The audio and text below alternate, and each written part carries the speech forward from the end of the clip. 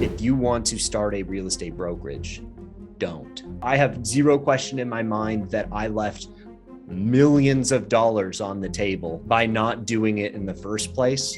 And had I done that in the first place, we would be looking at an organization well into like probably 3,000-4,000 people. If you're a broker owner or a team leader or a top producing agent looking to start a team or a brokerage, this one video is not only going to save you years of time and stress, but also potentially millions of dollars. I'm bringing on Garth Ward, who created the brokerage of over 130 agents by the age of 30 in the luxury space, who had multiple offers to buy his brokerage, opportunities to franchise his brokerage, and even hated the idea of partnering with eXp Realty and everything about it until something happened. So in this conversation, Garth explains how he started his brokerage, how he grew his brokerage, what his plans were to expand the brokerage, and a lot of the training that he's done in order to help his agents drastically increase their production, but why things took a turn and what you need to be mindful of so that you don't make the same mistakes of losing years of your life and millions of dollars, and why certain opportunities like this ended up becoming a safe haven for this incredible brokerage. So what we're going to be doing is diving into Garth's journey, explaining why he ended up opening the opportunity to look at eXp, but more importantly, the number one thing that Garth said was his deciding factor as to why he partnered with not just eXp, but our record-breaking group at the company. Now, two quick things before we start diving in. Number one, I'm going to link all of Garth's content below, and number two, I'm going to link his contact information below in case you would like to book a one-on-one private confidential conversation with him to learn a little bit more and see if this could be an opportunity that you want to explore. So let's dive in and talk about the truth and the raw journey of what it's actually like behind the scenes, not shared on social media, about what it's like to start, grow, and own a brokerage, and then why this ended up becoming the dream solution for this incredible luxury brokerage. What's going on, guys? Welcome back to another video. And today we've got on a really incredible conversation that's going to resonate with a lot of the broker owners and team leaders.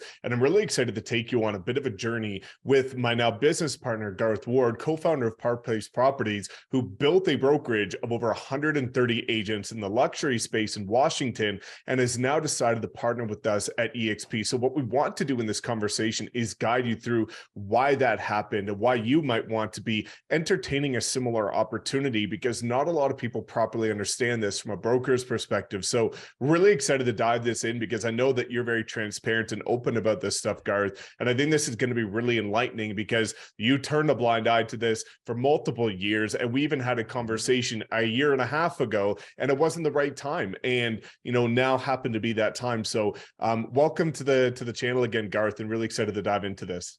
Yeah, I'm super excited. We can go through the entire process to high production to what forced us to, at least in our minds, think we had to start a company to, where we are today. And I'm excited to take you guys through that journey.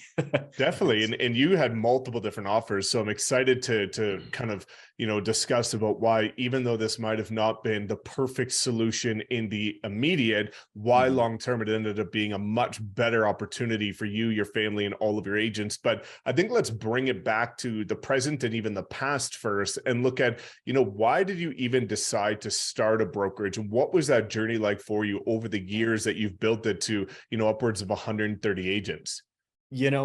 For us, it started with just heavy producing, right? So Austin and I became really high producers. I think at our peak, we were doing about 50 something million dollars in volume. And of course, this was several years ago. So that'd be like today's 100 million in volume. But so we were doing a lot in volume. We were really young. And we had a lot of agents wanting to reach out to us to join our team and everything else. And so we felt obligated to help people grow, to help them do what we were doing, because we just want everybody to succeed. And, we don't hold secrets. So we were telling everybody, sure, you can come work with us. We're happy to help you. But very quickly, we'd built a small team of, 6 or 7 people at a previous brokerage. And we were just looking at it, and we kept seeing that as those agents were doing deals, we were sucking the lifeblood out of them because of how much they were being charged. And we were looking at it and said, well, there has to be a better way than this. And we were in conversations with that company to hopefully expand their brokerage already to give us an opportunity to grow. But those fell apart. That company, we got the sense, was going to be acquired, and we had to sit back and do some evaluating. And we said, what in the world should we do? My whole goal at this point was, I want to go to a place where we're never going to have to change licenses again, where it's going to be perfect for a brand new licensee all the way to a ultra high producer. Like, that's what I want to be at. And we interviewed just, oh my gosh, almost every single brokerage out there. And we could not find what was the right fit for what we were looking for. We found that there was basically three types of companies. There was your cheap ones that didn't do anything for you.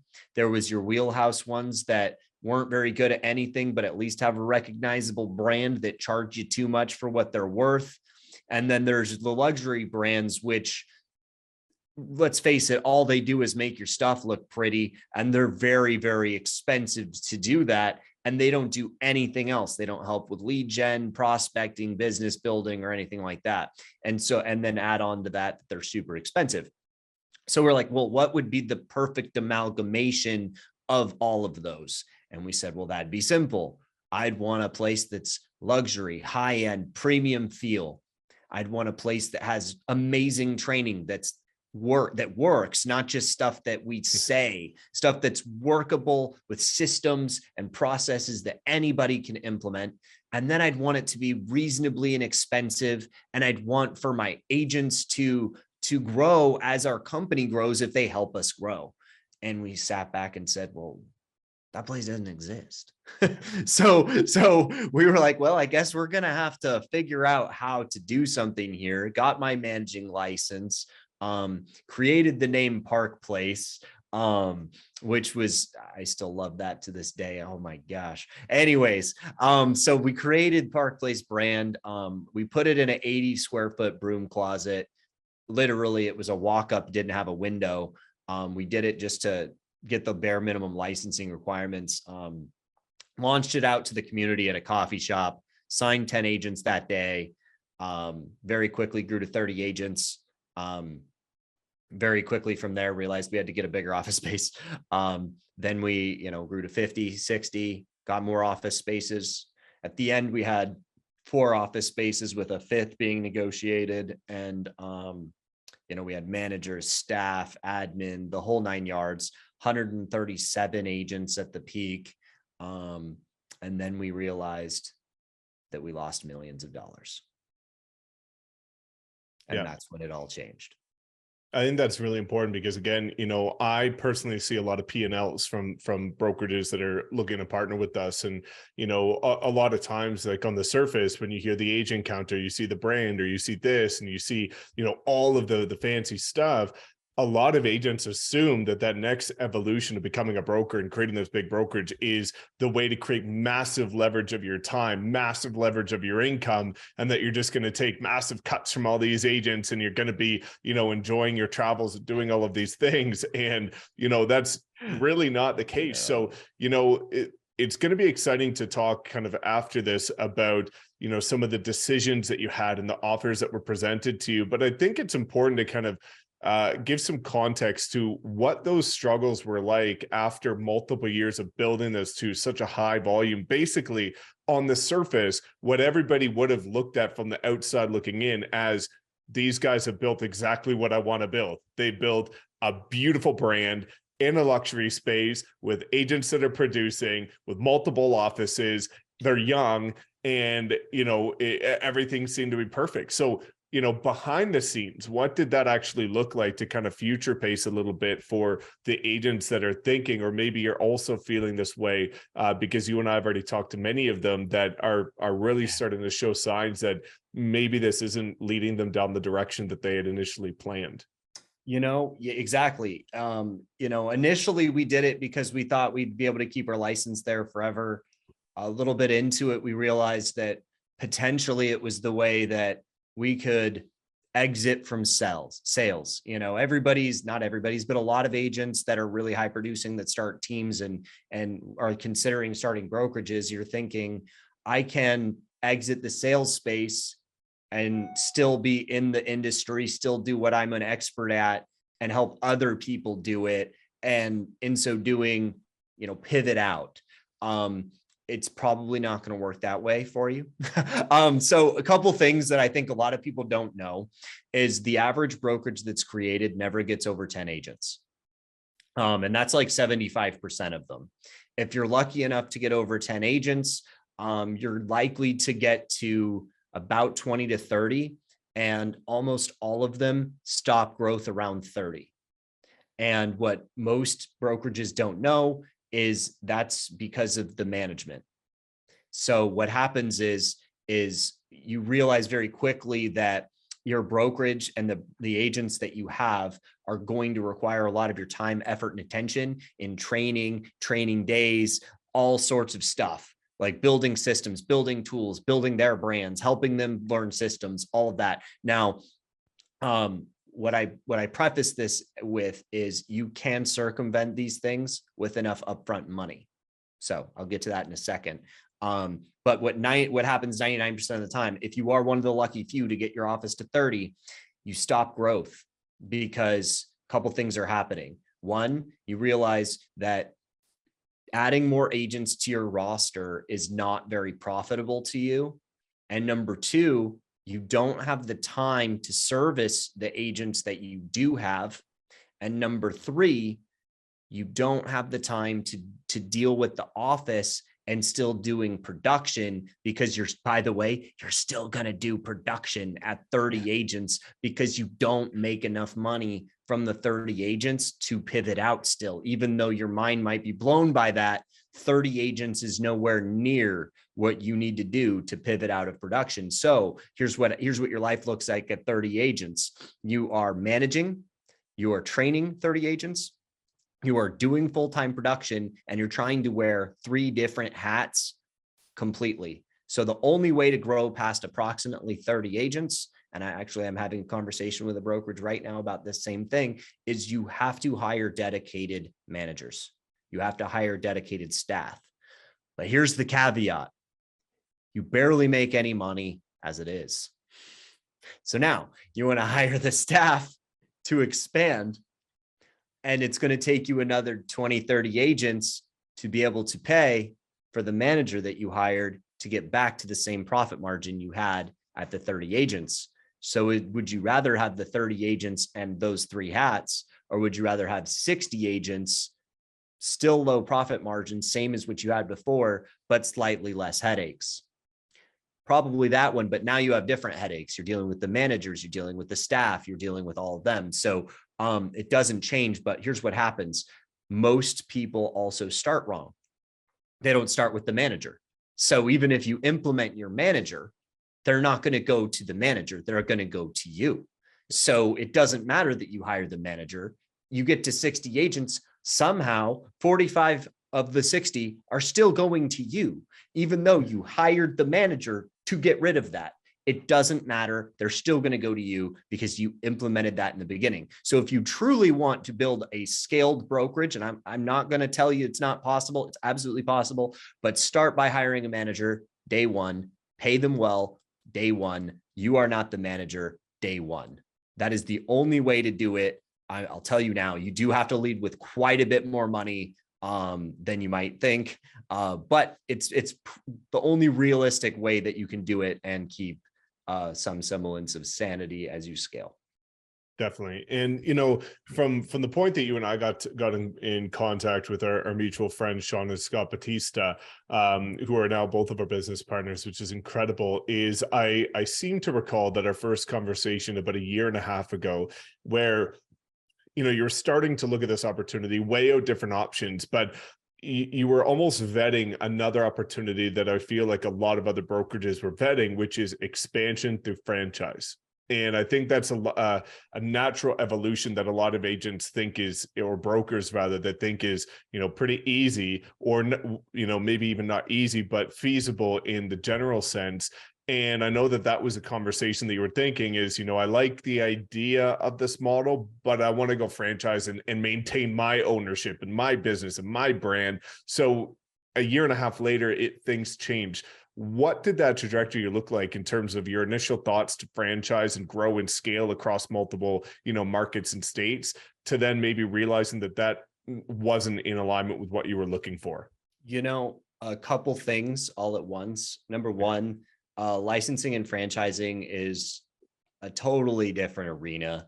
To be honest, if you're a real estate broker and that's your lane, just stay there, man. I'm going to tell you now, it's a different ball game completely. And then when you do find the people that want to partner with you, it's a headache and a half, because no shade at the people we were working with. They were great people, but you never know who the operators of your business are going to be. And if you truly want to guide your own brand, you need to be in control of your own brand completely. And like McDonald's, for example, even though they have franchises, all the buildings are different, all the processes are different, and they don't have full control. And I'm a control freak, so I like things to go just so. And when you start going down that rabbit hole, it definitely changes things quickly.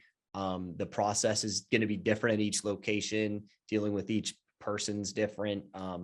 It's training on another level. It's training how to train managers. It's training how to do, and that's and unless you've been a manager for a very, very long time, and so this would be like far future pacing. It's like maybe you've had a brokerage for a few years at least, managed over 60, 70 agents. Then it's like the start of that conversation. But before that, it's absolutely don't try it. And we were looking at because each place has different licensing, different MLSs, different realtor boards, and all of it was different, right? So as we were expanding, we realized that each expansion was arduous. Each expansion was complicated and difficult, and just placing a location was hard, and finding the right person to partner with was hard. And every piece of it, because it's not just finding a person. We had people always reaching out to us in multiple states wanting to partner with us. But it's like we wanted to partner with the right person, because you can only partner with one, because you're placing your brand and you're placing that in the hands of an operator. So you have to be very specific with it.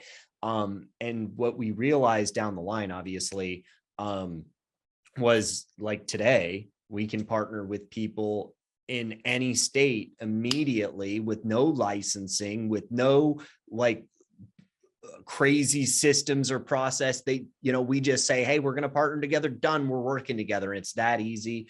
And eliminating those hurdles is a big piece, but we'll get to that later. But when we were looking at the expansion license play, we just realized that it was going to be more complicated, less money, by the way, way less money than the brokerage play, which is already not a lot if you really do the back end math. And then it doesn't decrease the headaches at all, because then who manages the managers? So it really doesn't change things, because then the managers need managing for their team, and then their team still needs managing. So really you'll end up managing their team and managing the manager is what ends up happening.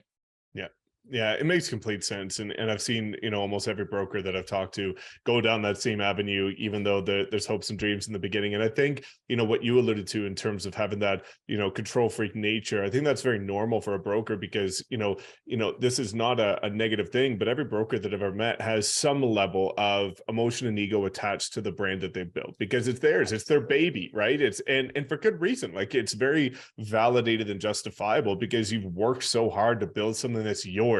And there's a lot to say about that, because it's not easy, and you've earned your stripes. But that can also sometimes get in the way of decision-making process. You know what I mean? And so, fast forward a year and a half after that, you realize that the franchise, avenue maybe might not be in alignment with where you're looking to go.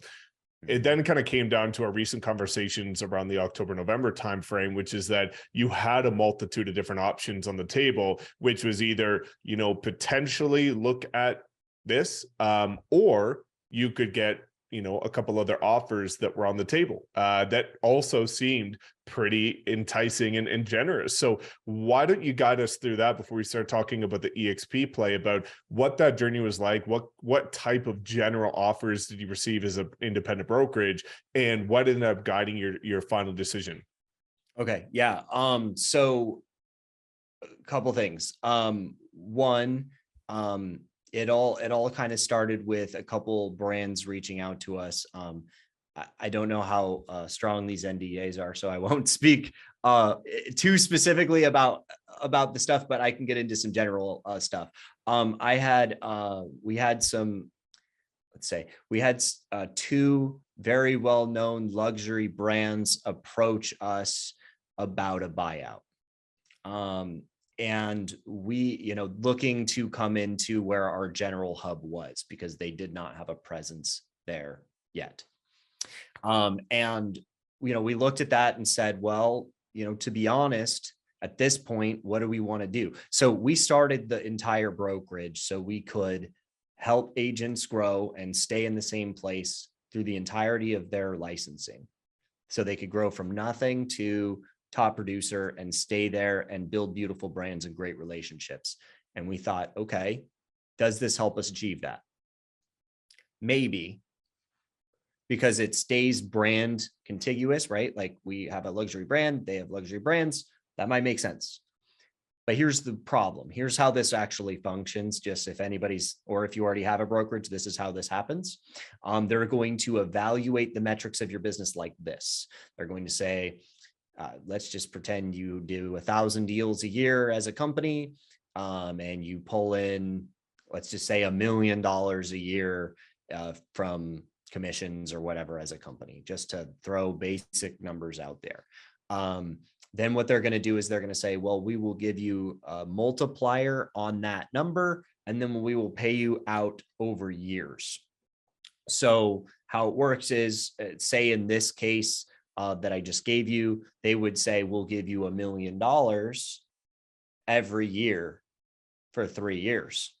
And so it's not that you get $3 million for selling your brokerage. It's you get $1 million this year, 1 million the next year, 1 million the next year. But those are all tied with caveats, and you have to have the brokerage retention, the agents have to stay, you have to stay for years, you have to, right? So what's the point in selling? I mean, just to get straight to the point, there's no point in ever selling your brokerage. Because if you were going to sell the brokerage, you're never going to get more. And I know I said million, so your brain might be like, ooh, $1 million. No. I'm just saying, that was just a generalized thing. Most brokerages never get to that size. What you will only get is what you made that last year. They will pay you that for 3 years, but you still have to work it. And if it grows, you don't get more. Yeah. But you still have to work in the business and everything else so they can pay you to take your business. And it just doesn't make any sense, because in 3 years, you're cycled out. You have non-competes. You can't continue to grow. You can't build another brand down the line. So even if there's a lot of similarities in the brand and a lot of things that you think a lot of your agents might be interested in, the metrics just don't make sense. And then 3 years down the line, what are you doing? I mean, that might be helpful if you just want to go back to production and you love the production life. Great. That might be a way to go. But if that's not something that you love and you're maybe trying to pivot out of the production life, that's not the way to go and expand. So we got a couple offers like those, had a couple conversations with really big regional players who hadn't given us specifics, but I think was going to be a little more generous than that. And we were just looking at what did we want, but not what did we want, but what was in the best interest of our agents, because that's what we're here for. How do we, and we can all see that we were abutting an upcoming recessionary period and a time period where transactions were going to be lower. And we said, you know, it's our responsibility to shepherd our agents the best we can. Right. And we always thought of that in the forefront. It's never about us. It's got to be about the agents, because that's what agents are attracted to. They're attracted to people that truly pour into them. And so for us, we looked at it and said, how can we get our agents well equipped for this future marketplace, well equipped to grow in general, and can still say that we're helping them from the beginning of their license journey to the high production that's possible? And how can we do that while pivoting out of the day-to-day, the licensing, the compliance, the paperwork review, the back end, basically admin work of the business that, quite frankly, any high producing agent is well overpaying for themselves to do. And so for us, we were like, what is that opportunity and where the heck could we find it? Because we can get, if that exists, that's a magical unicorn, and we need to explore it. And then, I mean, that was, when we had our kind of come to Jesus conversation, that was a few months ago. And when we really delved into the specifics and what it allowed us to do, and I say this with zero hesitation, and because it's rooted in fact and mathematics, if you want to start a real estate brokerage, don't. Just work with us. Because I guarantee you, had I started at eXp and built Park Place from when I did 4.5 years ago, I would not have had 137 agents, which, by the way, for an independent is very large. Very, very large. But at the same time, eXp is a more well-known brand with a really robust compensation back-end systems. And because of that, it's a much easier program to get people on board for. And it's a non-geographically restricted model, which, if you're not aware with how agent growth works, changes the game a lot. Because at any given time, say in your given marketplace, there's like 10 to 50 agents that are ready to move offices today, right? Every location, every marketplace has those agents.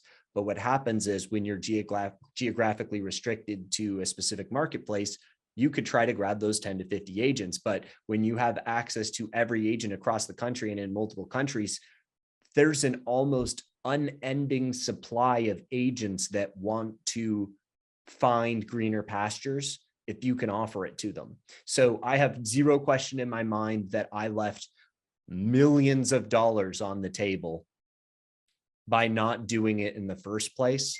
And had I done that in the first place, we would be looking at an organization well into like probably 3,000-4,000 people would be my assumption.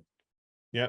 Yeah. And I see that all the time, man. And I think, one of the things is, before we get into some of the common questions and concerns, I know a lot of brokers have just through the multiple conversations we continue to have on a monthly basis with brokers looking to partner with us.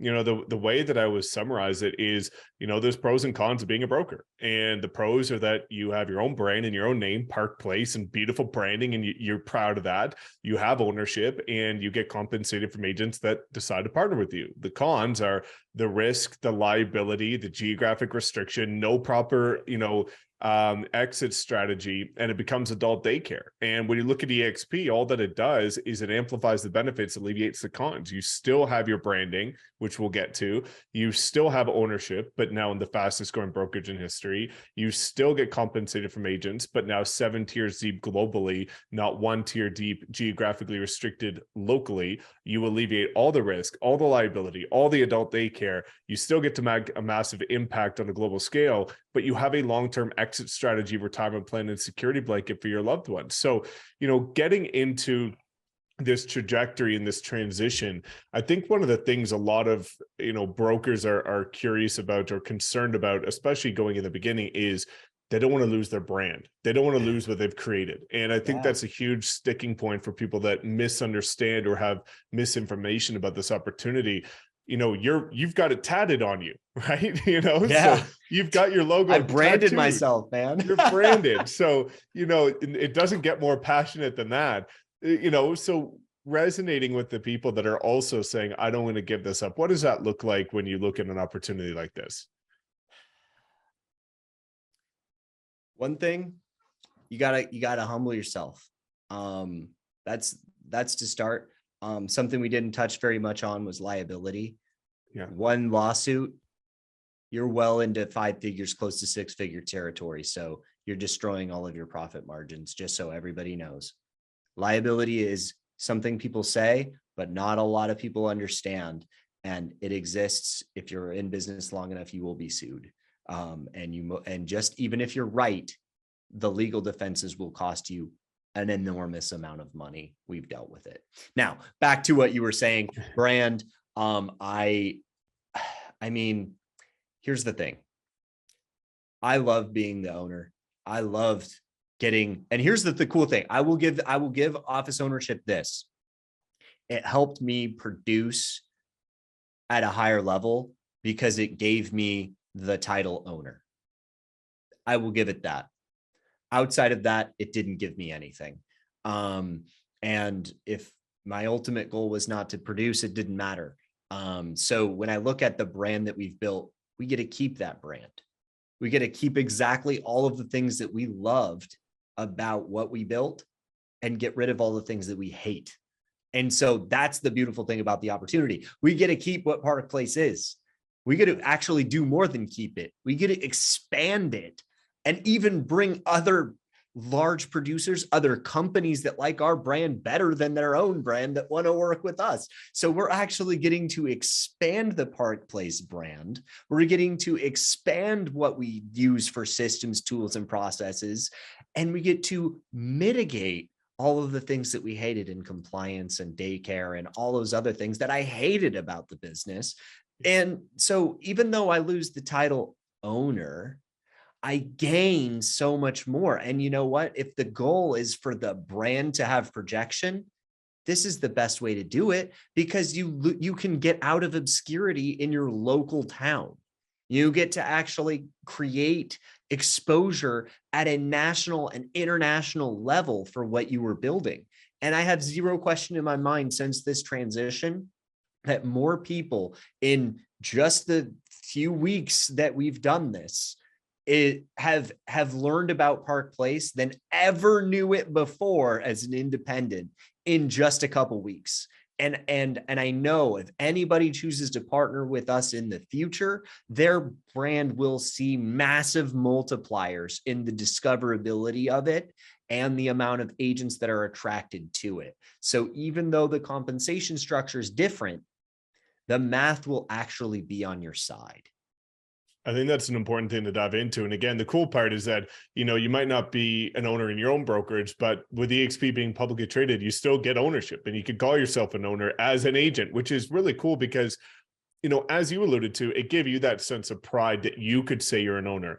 But the issue is that none of your agents can say that they're an owner. Now, all of them can say that they're owners. But going into the next point, which you just perfectly segued into, is probably the biggest point of contingency that I see broker owners have, which is, and you've opened up about this many times, you made a decision that in the immediate was not the most financially profitable for you and your co-founder, Austin, but was better for your agents. And long-term, you were able to kind of embrace that notion of sometimes you need to take 2 steps back to take 10 steps forward. The way that I rephrase it, which is, what I'm doing this year, and I try and do this every other year, is like, you can't build a skyscraper on the foundation of a single family house.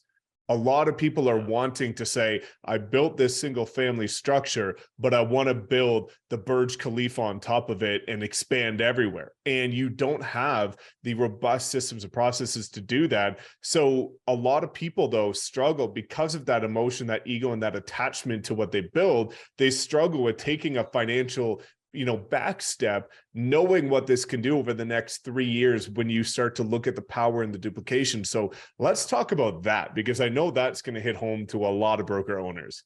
Yeah. So, number one, I'm going to say, look at your actual balance sheet. I know a lot of brokers don't want to actually go in and look at it. I know you don't want to. You avoid it. You don't look at the bank statement. You just hope that you have enough to pay the next bill, right? But here's the thing. Look at the actual balance sheet. When you can get rid of all of the liabilities, all of them, what does that look like? Obviously, it won't look the same when you come to eXp. But here's what it is. But you do get options. There's different organization pathways. You can set up your future organization when you decide to partner with us. And what Austin and I chose to do was the least profitable one. So not only, guys, this is the thing, not only did we take the option that didn't pay us in the form of a buyout, we also took the worst option for us that eXp had to offer us. So either we're the worst business people in the entire planet, or we might be onto something, right? And so what was the goal? What was the reason we did it, right? And that's for the ultimate goal. We want to build a lifestyle. We want to build our brand. We want to build our time. We want to have a wealth of time. We want to work on the things we want to work on. And that's what, as all broker owners, that's what we all want, right? And so how do you do that without having to deal with the adult daycare and everything else? So you have to pick something that you can partner with, because if you do a purchase, you are no longer involved. You're now just a producer again. You can forget that completely. So you can't do a purchase. So you figure, okay, well, let's do eXp. Let's partner with these guys. They seem awesome, because we are. And then what happens? We give you 3 options or 2, depending on how big your organization is. Either you can make them team members and take a split and all this other stuff, or you can just have them all sponsored by you. And that's it. And then you get your time back, you get your freedom back, you get your ability to help them scale back. And you also don't lose the ability to still hand them leads, hand them resources. You can do that, but you can do it in a specific case-by-case basis without being literally required to do it. And even if you're not required to do it, you feel obligated to do it, right? And so it changes the dynamics of your relationships with the team. And by doing that, it allows you to scale. You can only have so many relationships with so many people at a given time. I'll give you an example. I heard this from a guy. His name is Mike Sherrard. And he said, if I have 1,500 people that work with me and they all take 5 minutes of my time, I don't have a week left, right? And it's so true. So we looked into our future, just like I'm telling you to do now.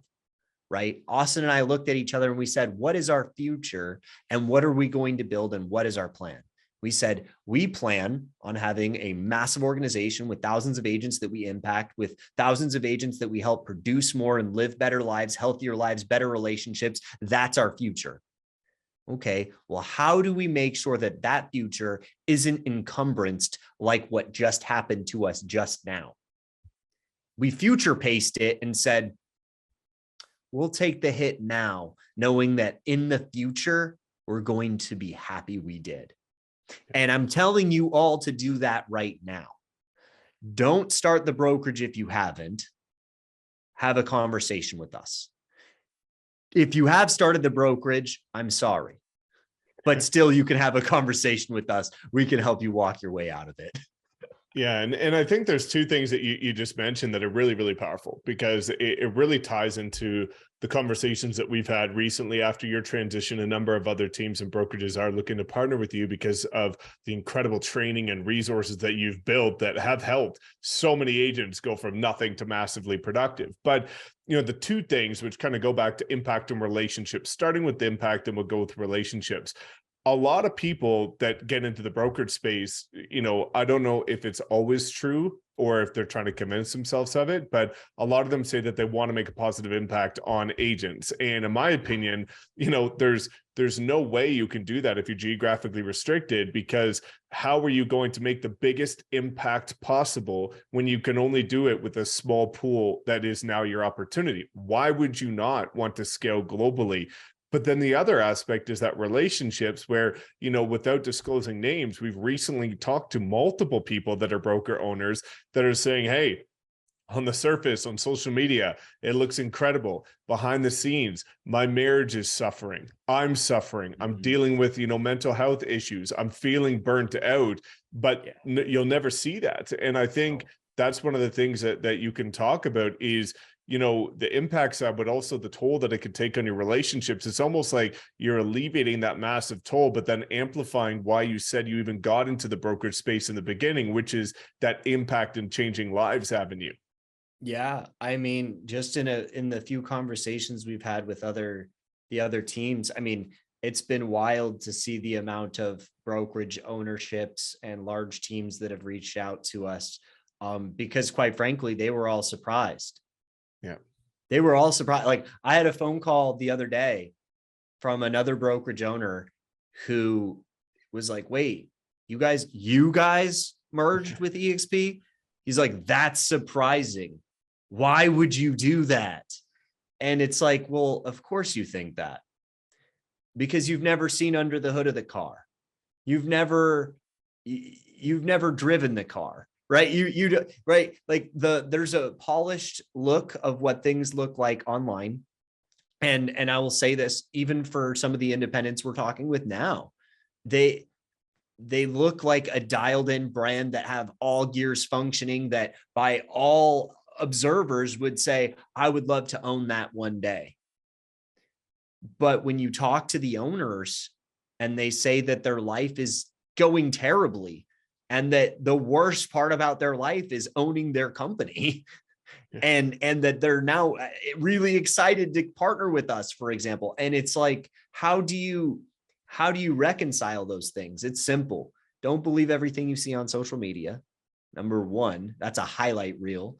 Number two, it's when you explore the entire opportunity, don't just talk to people that are going to gas you up and hype you up and say that you're the greatest thing in the world, because unless you have something that's a differentiator, and I'm going to say that again, differentiator. I said that improperly on purpose. If you don't have something like that in your marketplace, your brokerage will not grow. You will not be a big brokerage. You will not have a large agent count, and you will just pay everybody's bills through your own production. So, and I have seen this a lot of times, a lot of big agents, they do it, and then they say, oh my gosh, I'm just paying all the bills of the brokerage. I'm paying $80,000, $100,000 to keep a brokerage. But I'm like, well, yeah, that's like way more than a split or a cap can ever be, right? Yeah. I mean, not really. Some companies, woo, but I mean, that's basically as high as caps or splits ever go. And it's like, but they're doing it because they own it, right? And so at what point does it stop making any sense? And I'd say at the very beginning, because if you're really evaluate why you're doing it before you step into the space. Because if you don't have a very firm ethos that connects specifically with what you're building, and what you're building isn't the most different and unique thing in the world. And I'm going to caveat this, guys, having a cool name and a cool logo does not make your brand different. Having we're going to undercut the competition's prices, that's not different. We're going to give good service, not different. We're going to make sure everybody makes good money, not different. Okay. Like, something truly different in the marketplace will be what expands. And training that's truly different. If you, as a broker or a high producer or a potential owner, don't do something or can train something that has not been heard of before, that is truly different and works and is systematized and has people that can come in and implement immediately and see growth, you will not grow. And I can tell you this because we had a few things that we have done that do work and do grow and do scale any agent that implements them. And that is why we grew. I could be egotistical and say that it's because of our beautiful branding back here, but that's not true. I think so because it's really cool and it's flashy and I like it. But what's true is they came for the systems, the processes, and the growth. And that's it. That's the truth. They came for the relationship, and that's it. And so they're not joining you for the name. They're not joining you for your compensation structure. They're joining you for something unique. And if you don't have anything truly unique to bring to the table, you're just going to waste a lot of time, a lot of money, and a lot of years. Yeah. And I think that's a good kind of like gateway to something that I think is important to talk about too, which is that, you know, when it comes to something unique, you decide, you've vetted a lot of groups, you've vetted a lot of opportunities. And I would love for you to maybe, you know, dive into a little bit about why this group, why the Wolf Pack, and what maybe was unique about that opportunity that complemented, you know, the incredible things that you're doing, which we'll share after this. But I think that's, you know, a big decision-making factor. Is a lot of brokers, you know, are just joining with whoever they talk to first, or joining with anybody that they know in the marketplace, or joining with anybody that's local. And, you know, from being in this space and being the number one attractor of the company since I've started for multiple years, I've seen and heard it all of the false promises, the under delivering, the over promising, the, you know, feeling like you're silos and not having that, you know, uniqueness. So what kind of made you steer in this direction with, you know, the Wolf Pack and myself and the Batista twins? Well, there's actually a few things. Number one, it's just like, I mean, what people need to understand about eXp is that every organization is almost like a different franchise. Yeah. It's not, but it is, right? So if you go to a Remax or a Keller Williams, you could go to one of them and it's terrible. And then you just go like 30 minutes down the road and you go to a different one and everybody's loving it. All the people are awesome. Everybody's loving their lives. Everybody's doing great business. Why? It's both Keller Williams, right? So it's the same exact thing, but organizationally based because it's virtual, right? And that I think is hard for people to wrap their heads around, but that's what it is. So when you pick the team that you partner with, you're picking the office that you're working with in a way. Obviously the back end system, that's different, but culturally, team building, lead resources, assets, how do you grow? Like all of that aspect of what's beautiful about brokerages is going to be dependent on the team that you pick. And so when we were shopping for what we wanted to do and how we wanted to do it, for us, it was very simple. We needed to be a part of a team that was heavily engaged, not loosely like, hey, everybody kind of just does their own thing. Doesn't work for us. Like I said, I'm a control freak, and all of you brokerage owners want to be control freaks too. So join me. We'll control the world together. No. But so what I would say is we were looking at everybody and said, what do they bring to the table? So this is the thing that I think a lot of people don't understand about eXp as well. So if you are looking at it, book a call with us so we can explain some of the intricacies of what makes this model unique, because it's not just the revenue share plan below you. It's the 7 tiers above you. That's what makes this entire opportunity the life-changing opportunity that it is, because every single tier, if utilized properly, can be adding value to the entire organization. So it's not about the revenue share you get, it's about the value you're getting above you in that revenue share chain, right? And so when you look at the Wolf Pack's assets, right, what do they bring to the table? It's a lot. Social media attraction, agent attraction, daily calls, women calls, life and wellness calls. It's not just about production. It's about entire life of production, an entire life of wellness. And the engagement, agent engagement and culture is bar none in the entire industry. Though it's geographically fractured, it is more together culture than I have seen in local, small community offices where people show up every day. And that is something that's wild. So when you look at the opportunity, and there are other online opportunities, number one, I would say they can't offer resources. They can't offer extra resources other than a brokerage. And if you're joining just whoever's talking to you as a sponsor, you're not getting the whole entire value of what eXp has to offer, which is the ability to bring auxiliary assets to the table. What was super important to us was having training that was relevant to our agents and honestly, even to me. I could learn a lot from Mike and his team, because when you focus on things like social media and building through brand, it changes the entire dynamics of your business. Now, all real estate brokerages today, they don't really teach this stuff. I mean, even eXp, it's supposed to be the modern brokerage, the modern way. It doesn't train how to do video, YouTube, Instagram, TikTok. How do you do that stuff? Because when you have 85,000 agents, 86,000 now, how do you, it takes a while to turn that ship. But when you're an agile team that's always forward thinking and always adjusting to the current landscape of the marketplace, you can be ninja like a freaking panther or a wolf, somebody might say. Right. And you could just go this way and you say, okay, the market's going to short form content. We're going to train everybody how to do short form content, maximize it, profitize it. How do you expand it? How do we grow it? Here's how you do it, everybody. Here's a blueprint. Here's a roadmap. Here's a thing. And by the way, here's an accountability team for it. Right.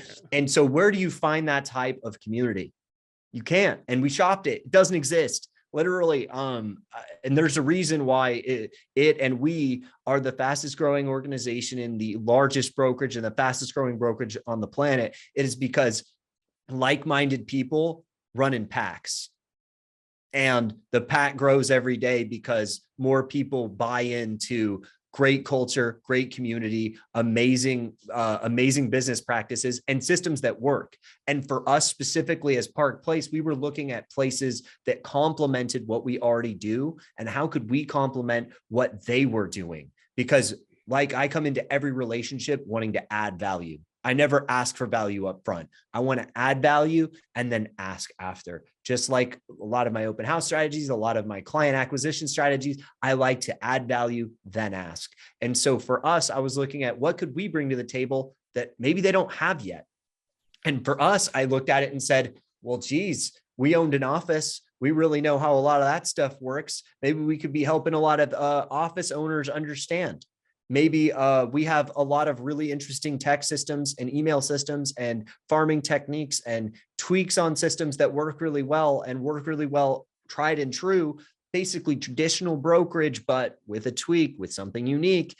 And we could add that to the amazing social media training to create the perfect, well-rounded balance for any agent who's trying to get a perfect diet.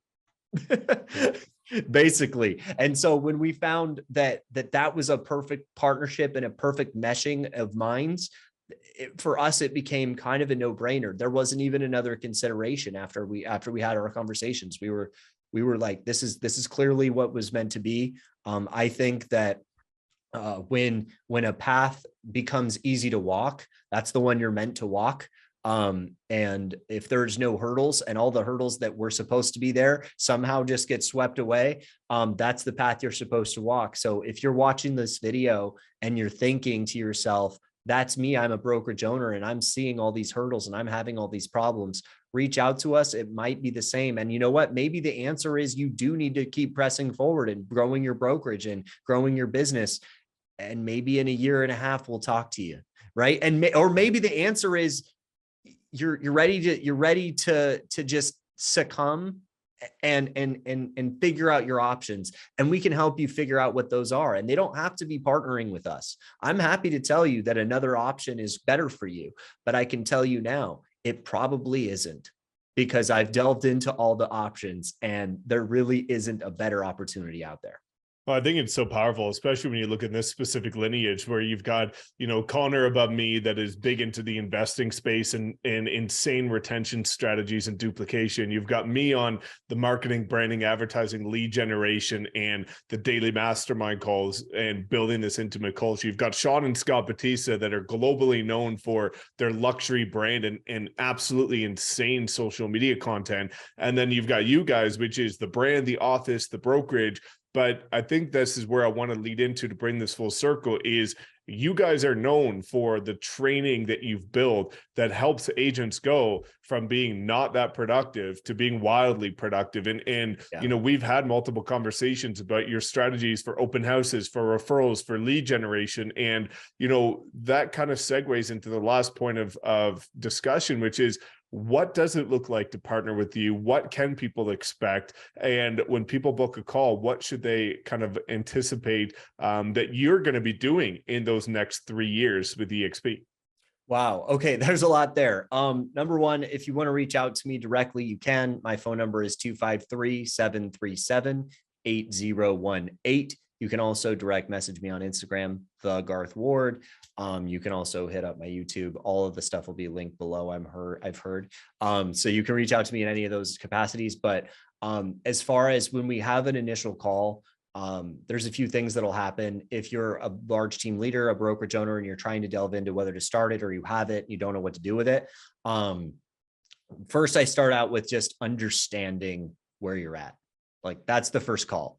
I want to understand where you're at, what's going on, and then we can dissect a potential pathway forward. If it's just there's not going to be a fit, and I can tell that right now, I'll tell you.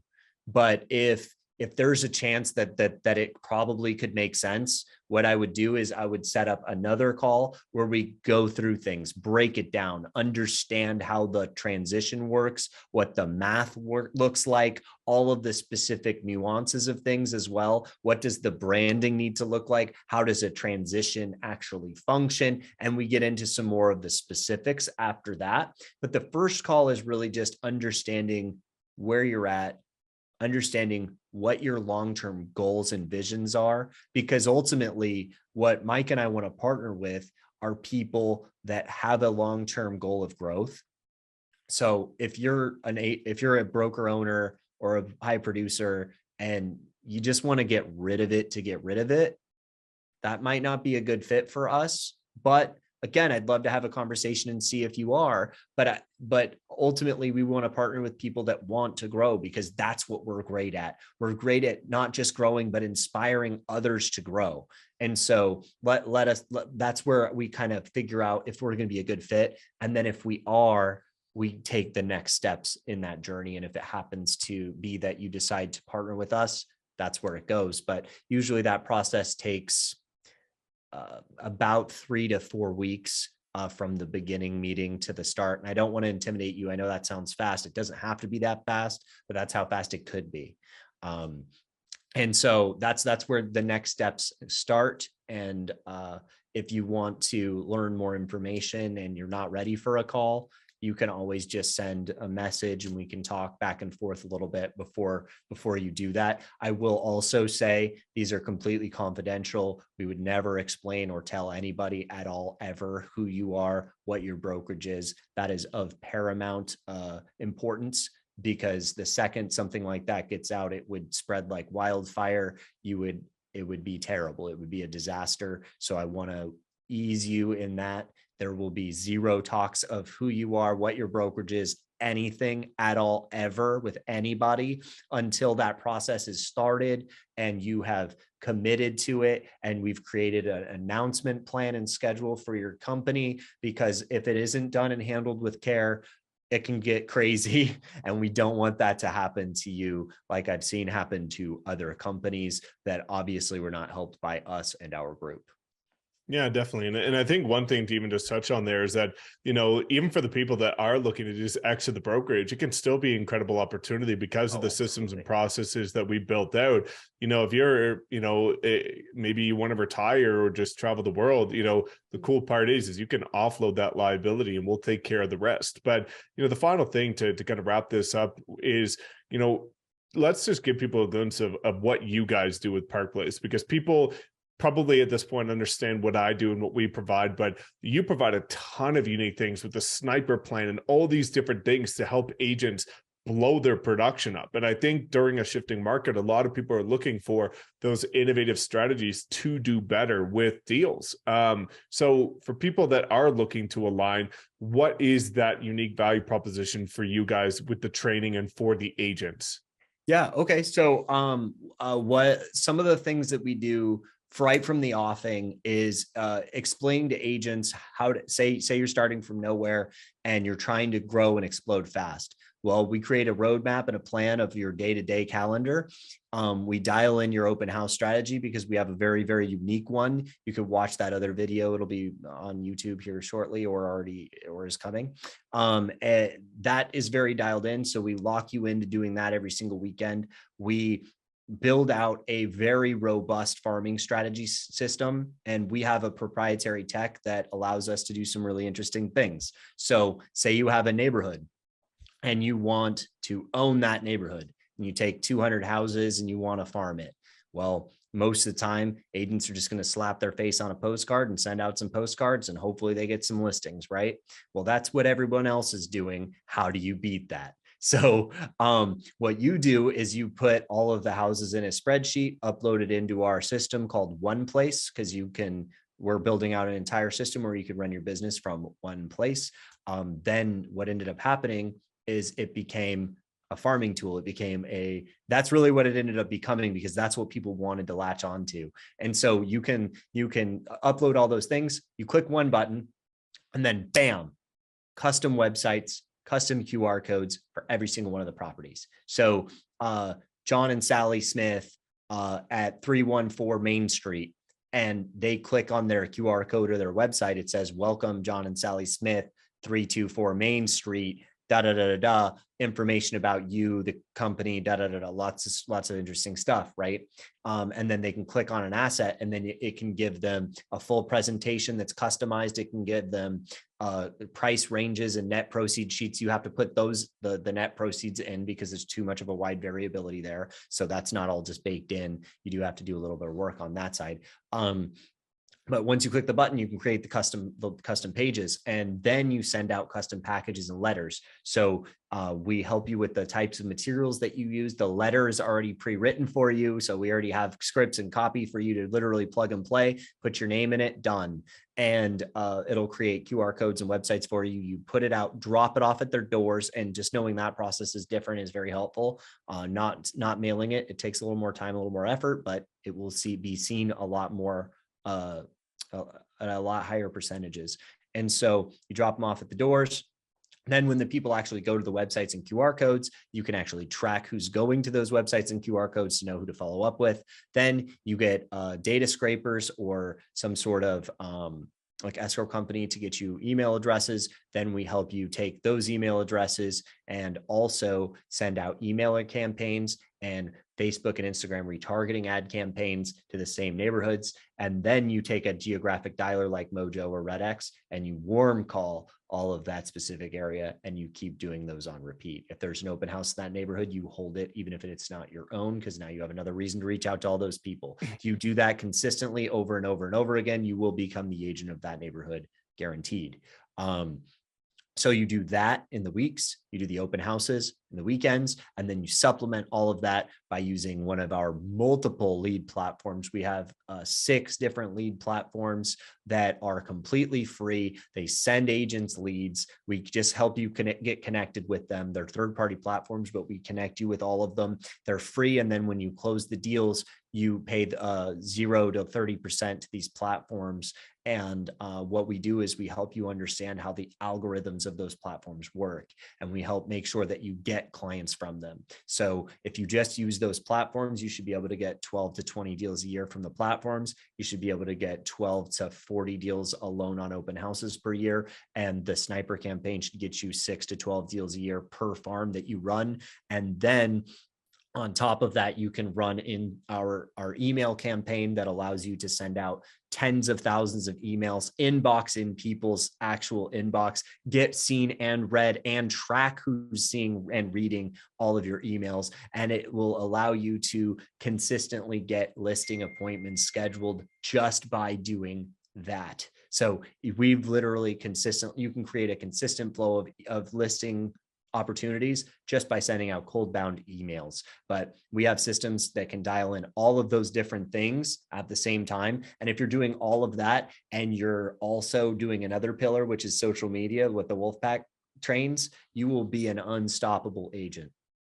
I love it, man. And I think that's, Something that we're both very driven and passionate about is truly making an impact, and not just, becoming recognized as another place where people go and they're not getting what they're expecting, but that we've become recognized for over delivering on everything that we promise. So, I'm really excited about this partnership. I know this is going to, continue to grow and be something that the industry needs and has always wanted. And I finally believe is truly here. So again, Garth, thank you so much for explaining your journey in a very transparent way, and being very genuine about it, because I think it really is going to relate to a lot of people. And guys, if you do have any questions, you can feel free to reach out to either of us. Both of our contact information's below, and then we can kind of at least educate you on this process so that you can make at least an educated decision. So thank you so much, guys, for tuning in. As always, please make sure to like, comment, subscribe, and we'll see you in the next video.